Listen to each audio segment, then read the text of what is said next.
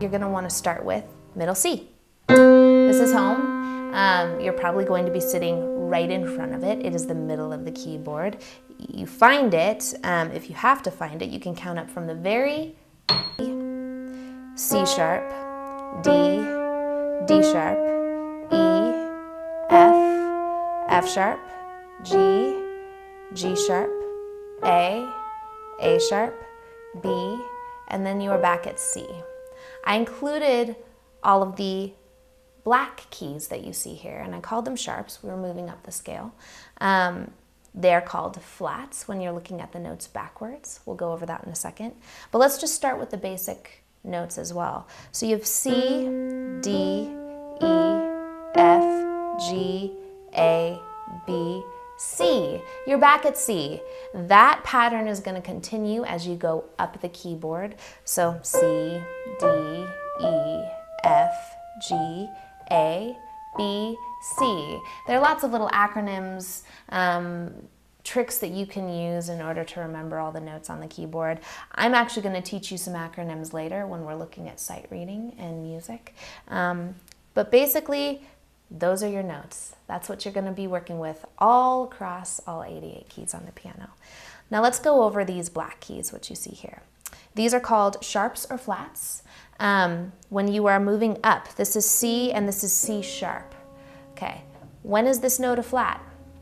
This note is called a flat when you are looking at the note above it. So C, C sharp, D, in relationship to this note, this is a D flat.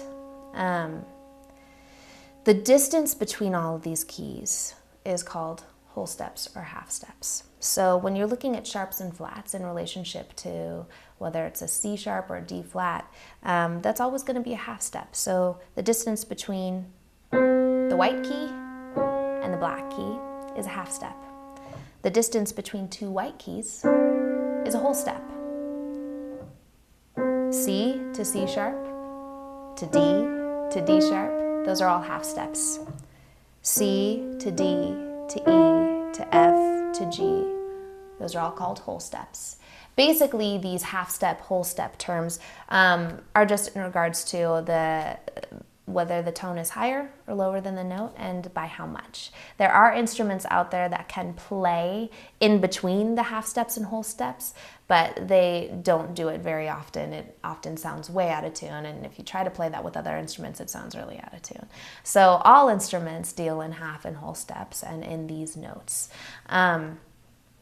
So this 12-note pattern that you see with these black keys and these white keys does happen all across the piano. Now I'd like for you to do something for me, do something with me.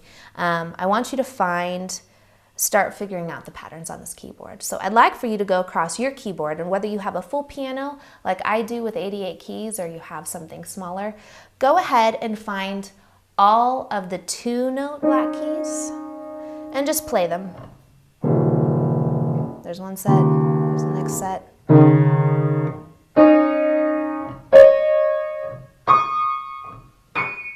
Okay?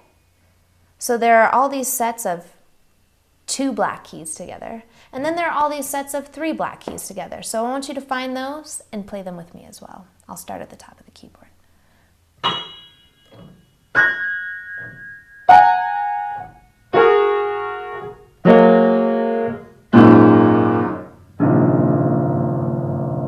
You'll notice if you have a full keyboard that there's one lone black key down there at the bottom. That is a B flat or an A sharp, depending on how you look at it. I really wanted you to do that. I want you to start recognizing the patterns in the keyboard. So for the most part, there are 2 black keys or 3 black keys grouped together. Now we're going to take a second and find all of the C's. We can start with middle C, go up the keyboard, we'll come back to middle C and go down the keyboard. There's 1, 2, 3, 4, 5. The very top note on the keyboard is a C. And starting from middle C again, we won't recount it, but then there's 6, 7, 8. There are 8 C notes on a full keyboard. You are going to go through, your homework is to go through, do that with C, do the same thing with D, E, F, G, A, B, and C. And as you go between all of these notes that are the same across the keyboard, I want you to remind yourself that that is called an octave. There are 8 whole steps in between every same note. So from this C to this C is 8 whole steps. That's why it's called an octave. As we go, I'm going to teach you terms. We are going to have a day where we go over terms, but just try to keep track of the terms as we go along. It'll help you a lot later if you're ever playing with anyone else or if you're trying to learn music on your own. Also, try to, as you're playing all of these notes, take a listen to the tone as it comes out. If you're playing on a beautiful baby grand piano like this, you're going to notice that as you strike the note, and you listen to it, there's a wavelength that kind of comes towards you. The note isn't just totally straight, it kind of comes at you in a wave. As you start to listen to the piano as you're playing, if you ever want to play by ear, you'll start to be able to then hear in your head what the C above middle C sounds like, that octave. And just really listen to the wavelength as it comes towards you. Even if you're working on the keyboard, do the same thing. You probably aren't going to get the same sort of wavelength effect out of a keyboard, but you're going to be able to start recognizing the different tones and where they're placed. Your homework, like I said, is to go through every single key, every single note. As a review, let's go over the black keys so you can remember those as well. From middle C. This is C sharp or D flat. From D, this is D sharp or E flat. And you have E, F. This next black key is F sharp or G flat. G, G sharp or A flat.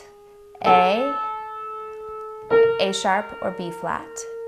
B, and then you're back at C. It's going to work the same way. And if you're a little confused by the sharps and the flats, we're definitely going to be continually going through that as we go. We'll look at it on a staff, we'll look at it on scales, we'll look at it in chords. You'll start to get the hang of it and recognize there are 2 ways of denoting the same key when it comes to the black keys in any sort of music. So that was today's lesson. I hope you got something out of it. Make sure you do your homework, spend some time on the keyboard, and I will encourage you every day to just sit down, plunk out some notes. You don't always have to do exactly the homework I tell you to do. It's supposed to be enjoyed, so enjoy it, and we'll see you in our next lesson.